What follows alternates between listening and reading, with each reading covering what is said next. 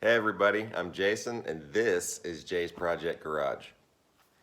So it's about 8 Saturday morning. It's 40 degrees out here. It's cold. I'm not ready for winter yet.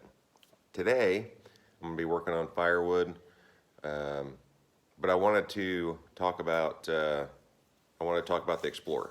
It is done and gone, but I wanted to kind of review what I did and why I didn't do certain things. Okay, so you remember I showed you guys the little switch under the dash on the passenger side by the glove box, the vacuum control switch. The only time that thing works is when you hit air conditioning. This is the heater control valve, and that's what that switch controls. So default on this thing is heat. Can you see through that? So it'll allow coolant through into the heater core. When you turn it to AC, it applies vacuum to this, and it shuts this valve so antifreeze can't get through and into the heater core. All that does is make the air conditioning more efficient. It keeps the heat of the heater core out of the box. Air does not go through the heater core and the evaporator. It comes in from two different directions. That's what the blend door does. It adjusts between heat and cold and gets the temperature where you want it. The blend door is controlled by the actuator. And I kind of showed you guys that before, but here it is. So like I said, default is heat. Mistake. Default on the heater control valve is heat. Default on the actuator is actually cold for whatever reason. It doesn't really make any sense. But like I say later on in the video, the 3 wires that go in, one is a constant hot, a keyed 12 volts, one is the ground, and one is activated when you rotate the switch to heat. So it'll move the door. Sorry. So that's where this thing is going to sit.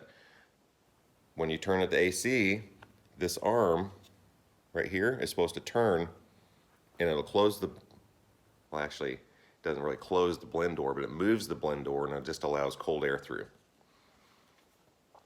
So when you have it on AC, air is not going through the heater core, it's just going through the evaporator. Like I said, all the heater control valve does is closes and keeps hot coolant out of the heater core, so it makes the AC more efficient. That doesn't mean the AC won't work. I have no idea how long it's been since that little arm broke. I fixed the AC for last year, and all it was a vacuum line that had broken. I fixed it and everything worked fine. But between then and now, I have no idea. I'm assuming the heat was working fine last winter, but she never said anything about seeing any pieces of anything on the floor. And I didn't find the little arm, so I have no idea when it broke. It could have been when she first switched it over to AC in this spring. But she hasn't complained once about the AC not working right. And it will work perfectly fine. It just won't be as efficient as it could be because of the residual heat from the heater core inside the box. So it's working fine. Heat works the way it's supposed to, AC works the way it's supposed to. I tested the entire thing. The problem I was running into was with this. I went through 4 aftermarket ones, and not a single one of them worked the way it was supposed to. I didn't realize that that was actually the problem. So I'm going through and I tested everything. There's only 3 wires that go into this. One of them's a keyed 12 volts. So it's when you have the key on, it has constant 12 volts. The other one, the black one is the ground, because all circuits need a ground. The other one is applies 12 volts when you switch it over to heat. So it's supposed to rotate this to move the blend door. None of the aftermarket ones, not a single one of them. And I got them from AutoZone and from O'Reilly, and there were 2 different brands, and not a single one of them worked the way it was supposed to. But I plugged this guy back in, and it works exactly the way it's supposed to. other than the teeth missing on these two gears. The motor rotates one direction, stops as you're rotating the blend knob, and then it rotates the opposite direction. It does everything like it's supposed to. So I said, you know what are the odds that Ford still has one of these things in stock somewhere? It's a 2002 Explorer. It's 20 years old. Normally manufacturers are done making parts for these things after 8-10 years. Luckily, Ford used this thing forever on a bunch of different models, and they had one in stock. So I bought the Ford blend door actuator. I plugged it in, and it worked exactly the way it was supposed to. I put the whole thing back together, and everything works. I wasted a bunch of time, and the price difference was $5. So I wasted a bunch of time and effort to save $5 when I should have just bought the Ford part to begin with.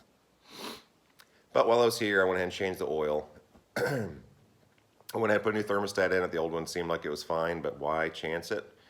Because it's got a new thermostat, got an oil change, got new antifreeze, and everything works exactly the way it's supposed to. It runs nice and smooth. No noises under the dash. Heat and AC, everything's good. And I'm very happy to see that thing go. I spent way too much time on it. Testing, I literally tested everything in the air conditioning, heat and air conditioning system. But it is what it is. You do what you gotta do for family. So, I don't get beat by anything. It may take me a little bit, but I will figure it out. So be persistent. When you run into a problem, be persistent and keep testing until you figure it out, because eventually you will. And like I said, today, I'm gonna work on firewood. I got plenty in the house. I still have a lot to go that I need for out here in the shop. I need a couple ricks. That should get me through the winter. This wood furnace was not efficient at all in the house, but it is very efficient out here because I'm heating a pretty small space. I just heat the workshop. I don't heat the whole rest of the shop. So, I think that's it. But at some point today or tomorrow, I'm going to be making a video on this Tecumseh.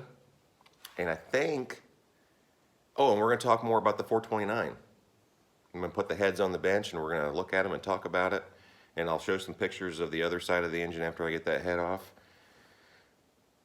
But nobody told me what they thought. I'm up to 500 some subscribers and right back to where I was before, where I have 50, 60 views.